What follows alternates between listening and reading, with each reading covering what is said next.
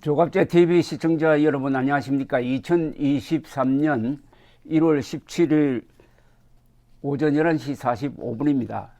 장제원 의원으로부터 반윤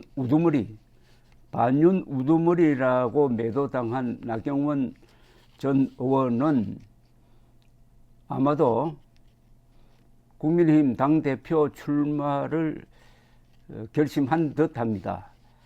그래서 그런지 말에 좀 조심성이 엿보입니다. 장제원 의원에게 똑같은 수준의 반박은 하지 않습니다만은 다소 완곡하게 비판을 해왔는데 오늘은 조금 다릅니다.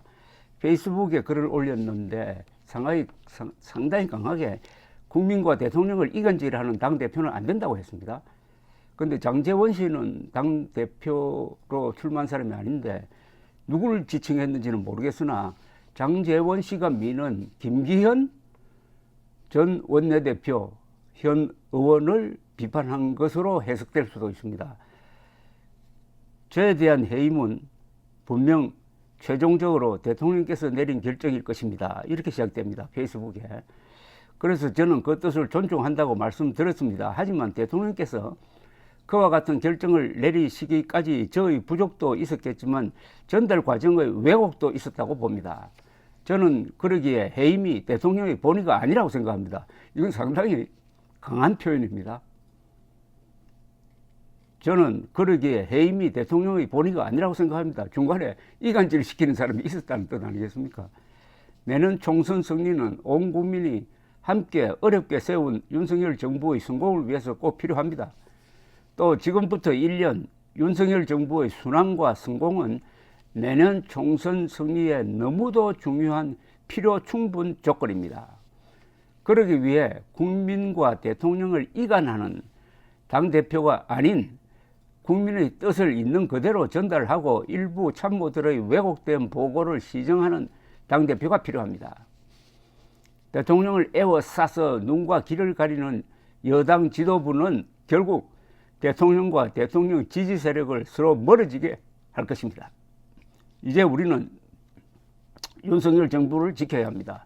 선공후사, 선당후사의 정신으로 정치해온 나경원, 총선 승리에 도움이 되는 것이 무엇인지 다시 한번 고민하기 위해 대구 동화사로 갑니다. 대구 동화사로 갑니다. 이 글을 읽고 선공후사, 선당후사라고 그랬는데 여기 한자로 안 쓰니까 정확한 의미를 모르는 사람들이 생길 것 같아서 선공후사 할 때 공은 공적, 파브릭을 가리키고요. 후사는 사적인 것, 프라이빗을 가리킵니다. 그러니까 공적인 것을 앞세우고 사적인 것은 뒤로 물려야 한다. 이것은 동양의 공직자의 오래된 규범이죠. 그런데 요걸 약간 바꿔가지고 선당후사라고 했습니다. 여기서 당은 국민의힘입니다. 선당후사, 개인적인 것은 뒤로 미룬다. 선당후사라고 하면은 국민의힘이 먼저고 내 개인의 이익은 뒤다, 이런 표현인데 사실은 이 말에는 좀 문제가 있습니다. 선당후사하고 똑같은 구호가 북한에 있습니다. 당이 결심하면은 우리는 한다, 이렇게 되어 있습니다. 북한에서는 당이 국가 위에 있습니다. 공산체제가 다 그렇죠. 그래서 선당후사는 이게 북한식이다 하는 비판을 하는 사람들이 많은데 이준석 전 대표가 그런 비판을 한 적이 있습니다. 저는 선당후사라는 말을 당원이 있을 때는 뭐 괜찮다고 생각합니다. 그러나 이것을 다른 사람들에게 이걸 가르치는 식으로는 조금 곤란하고 그럴 때는 선공후사라고 하는 게 맞습니다. 선공후사. 대구 동화사는 글쎄요. 그래서 제가 TV를 찾아봤더니 나경원 전 의원은 천주교로 되어 있습니다. 우리나라에서 정치인들이 뭐 주교든지 추경이든지 목사든지 이 스님을 찾아가는 걸 아주 즐겁게 하는데 보는 사람들이 불편할 수도 있습니다. 종교를 정치에 끌어들인다든지 이용해 먹으려고 한다 하는 인상을 줄 가능성도 있습니다. 종교와 정치는 분리되어야 합니다. 종교인에 가서 정치에 자문을 해달라고 하든지 충고를 해달라고 하는 것은 그건 사실은 위험합니다. 정교 분리입니다. 유럽에서 민주주의가 발전할 때 첫째 번 관문이 당시의 천주교와 교황이죠. 교황과 세속 권력, 즉 왕권을 어떻게 조정하느냐였습니다. 그래서 정교 분리, 이슬람에서는 정교 분리가 되지 않아 가지고 지금 이란은 종교 이슬람이 국가를 통치하고 있습니다. 이슬람권에서 정교 분리를 맨 처음 한 나라가 케말 파샤 아타투르크가 주도했던 터키의 근대화였습니다. 요사이 터키 근대화가 조금 흔들리고 있습니다만은, 따라서 우리도 정치와 종교를 정치인들이 나서서 섞는 것은 여러 가지 문제가 될 수 있다, 이런 말씀을 드리고 싶습니다. 나경원 전 의원은 어제는 이승만, 박정희, 김영삼 전 대통령 묘소를 찾아가서 다짐을 했다고 하는데, 이런 글이 또 페이스북에 올라왔습니다. 우리 보수의 뿌리이자 기둥이신 지도자들의 곁에 잠시 서 있는 것만으로도 제게는 큰 위로의 시간이었습니다. 대한민국 역사와 미래에 대한 생각의 시간도 되었습니다. 악의적인 역사 왜곡에 가려진 그 위대한 업적을 제대로 기억하고 감사해 할 수 있는 대한민국을 반드시 만들겠다는 다짐도 되새겼습니다. 자유민주주의와 시장경제라는 우리 보수의 자랑스러운 가치를 지키기 위해 저는 지금껏 흔들림 없이 정치를 해왔습니다. 우리 당 원내대표로서 공수처, 독재선거법 막기 위해 우리 당을 이끌고 온몸을 내던져 저항하고 투쟁했습니다.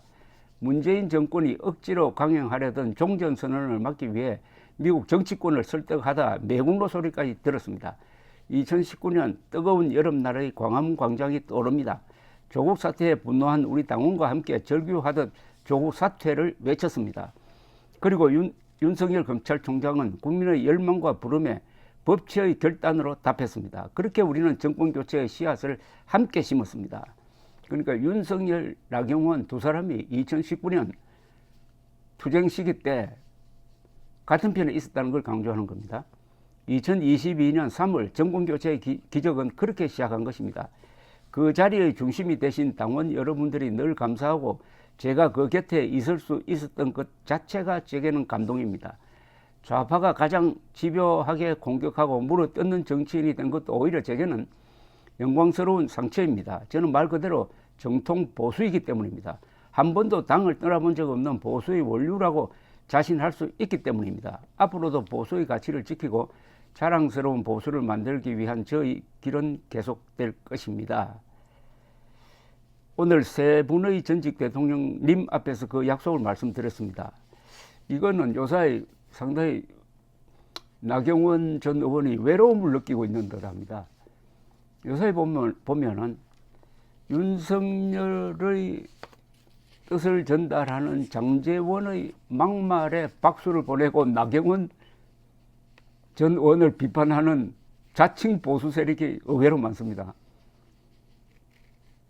사실 이 자유투쟁, 반권력투쟁의 경력을 보면은 나경원이 윤석열보다 앞선다고 봐야죠. 그걸 지금 그 섭섭한 감정을 담아서 이렇게 주장을 하고 있습니다. 이 잘못하면은 2020년 4.15 선거가 부정이 있었다, 그래서 억울하게 졌다고 주장하는 이 음모론자들, 그래서 사전투표 하지 말자고 지금까지 주장하는 이 음모론자들이 윤석열, 김기현, 장제원을 애워싸고 정통 보수인 나경원 같은 사람을 공격할 가능성이 많습니다. 이렇게 되면 정말 윤석열 대통령 비참하게 됩니다.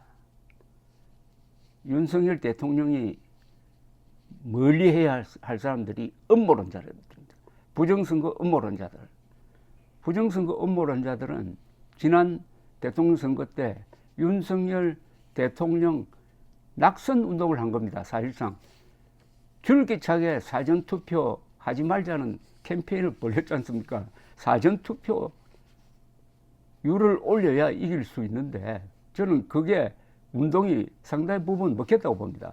그래서 0.73%포인트 차로 당초 예상보다 아슬아슬하게 그게 좁혀진 원인 중에 하나가 음모론자였는데 이 음모론자가 나경원을 욕하고 윤석열, 김기현, 장제원을 편든다. 여기에 속아 넘어가면은 큰일이 납니다. 감사합니다.